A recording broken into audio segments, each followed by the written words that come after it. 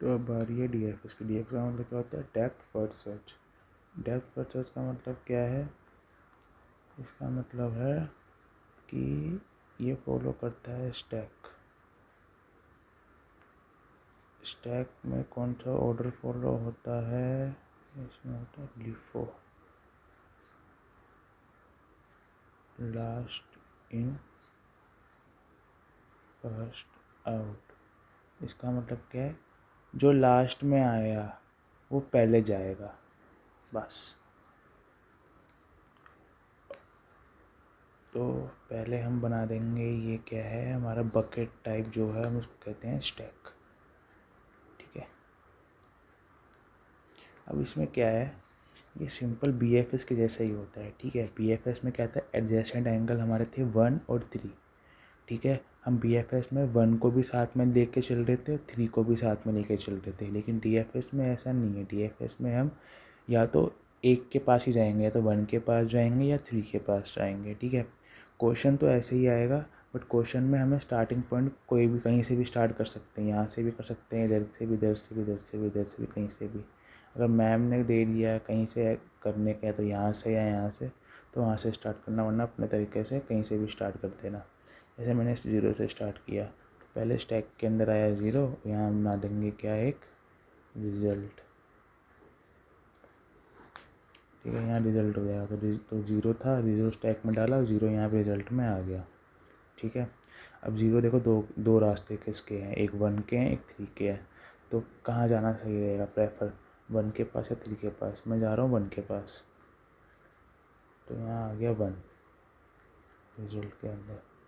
अब 0 के पास, 1 के पास तो चला गया, अब 0 के पास 3 भी था। अब 0 कहाँ जाएगा, 3 पे, तो 3 आया यहाँ पे स्टोर हुआ, और 3 आया यहाँ पे। ठीक है, अब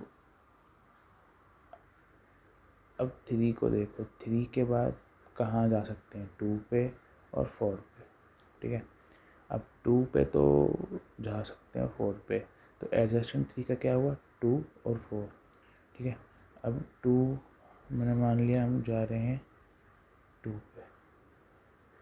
ठीक है, और 2 यहाँ पे स्टोर कर दिया, 2 पे गए। और 2 के बाद क्या एडजेसेंट आया, 4 और 3। 3 तो ऑलरेडी है, तो हम क्या करेंगे, यहाँ लिख देंगे 4 और यहाँ पे लिख देंगे 4।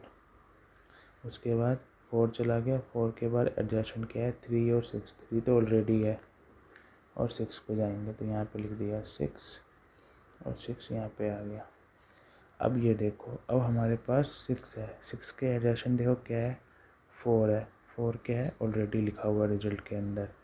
अब 6 के पास 1 है, 1 ऑलरेडी लिखा हुआ स्टैक में भी है और रिजल्ट में भी है, तो ना 1 जा सकते हैं हम दोबारा, ना हम 4 जा सकते हैं दोबारा। अब हम फंस गए, कि क्यों फंस गए, क्योंकि हमारे पास एक नोड जो था 5 वो विजिट नहीं हुआ। हमें डेप्थ फर्स्ट सर्च की जो स्ट्रेटजी है वो फॉलो करके हमें 5 को सॉल्व करना होगा।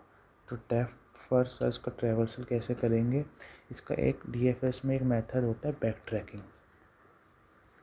क्या होता है, बैक ट्रैकिंग फॉलो करेंगे।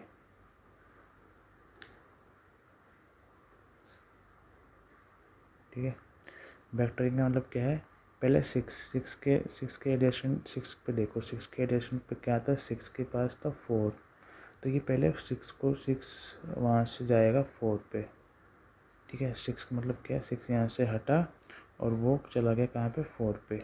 4 पे गया, 4 पे बैक ट्रैक हुआ, मतलब क्या, रिवर्स में गया, 4 पे गया। और 4 के बाद कहाँ जा सकते हैं, 4 पे इसने चेक करा कि 4 तू चेक कर तेरे पास कोई अनविजिटेड नोड है या नहीं है। तो 4 ने चेक करा, 3 ऑलरेडी विजिट है, 2 ऑलरेडी विजिट है, तो 4 के पास भी नहीं है। तो 4 इस लिस्ट, स्टैक वाली लिस्ट से हटा, तो 4 ने फर्दर काम प्रोसेस कर दिया आगे 2 पे। 4 ने अपना काम 2 को दे दिया। अब 2 चेक करेगा कि 2 के पास कितने अनविजिटेड नोड है। 2 ने देखा कि 3 उसके पास ऑलरेडी विजिटेड है यहाँ पे। ठीक है, तो 3 के पास नहीं गया वो। अब 3 के बाद से नहीं गया, फिर उसने 2 को बोला, फिर 2 ने चेक करा 5 पे कि 5 तो विजिट हुआ ही नहीं है। तो उसने कहा हाँ मेरे पास है।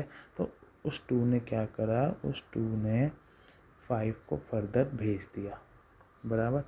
5 यहाँ पे आ गया, और 5 और यहाँ पे एक और हमने वो स्टैक बनाया जिसमें ये तो हमारे डिलीटेड हो गए हैं, तो डिलीटेड वाले आइटम नहीं आएंगे। 0 आएगा, 1 आएगा, 3 आएगा, 2 आएगा और 5 आएगा। अब लास्ट एलिमेंट क्या हुआ हमारा, 5 हुआ। ठीक है, अब 5 पे गए, 5 ऑलरेडी स्टोर हो गया। अब हमें दोबारा रिवर्स जाना है, तो दोबारा 5 ने बोला कि 2, तो दोबारा चेक कर एक बार और कि कोई नोड हमारा अनविजिटेड है या नहीं है। 2 ने कहा ठीक है मैं देखता हूँ। 2 ने कहा 4 तो ऑलरेडी है, वो हट भी गया है स्टैक की लिस्ट में। 3 भी है, 3 भी हट गया है। तो उसने क्या करा, 2 से उसने 3 के पास ट्रांसमिशन कर दिया मैसेज। जैसे ये 5 तो पहले था, 5 ने पहले 2 के पास था तो 5 हट गया इस लिस्ट से। फिर 2 के पास गया, 2 के पास भी नहीं था, 2 भी हट गया इस लिस्ट से। ठीक है, अब नया स्टैक बना हमारा 0, 1 और 3।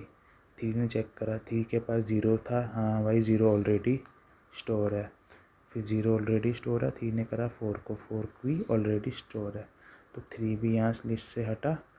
3 ने कहाँ भेजा अपना पास अपने मैसेज, 1 को भेजा। अब ये दोबारा नया बन गया स्टैक हमारा, तो ये बन गया 0 और 1। तो 1 ने विजिट करा, 1 ने बोला भाई 5 भी गया हुआ है, 3 भी पास है। अब 3 अब आया ना, तो 1 भी इस लिस्ट से हट जाएगा। तो 1 भी बैक ट्रैक होकर कहाँ चला गया, 0 पे चला गया। ठीक है, अब वो 0 पे गया। अब 0 ने देखा कि भाई सारे नोड तो विजिट हो गए।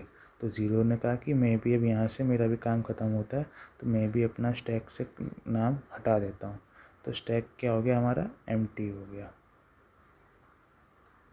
तो बेसिकली बस इस स्टैक को ये स्टैक सिर्फ हम इसलिए बनाते हैं ताकि हम बैक ट्रैक कर सकें। बैक ट्रैक का मतलब अगर 6 था, 6 कहाँ गया, बैक गया 4 पे। 4 पे उसने चेक करवाया कि भाई तू देख अनविजिटेड नोड कहाँ पे है। 4 को नहीं मिला, तो 4 ने पास आउट कर दिया 2 को।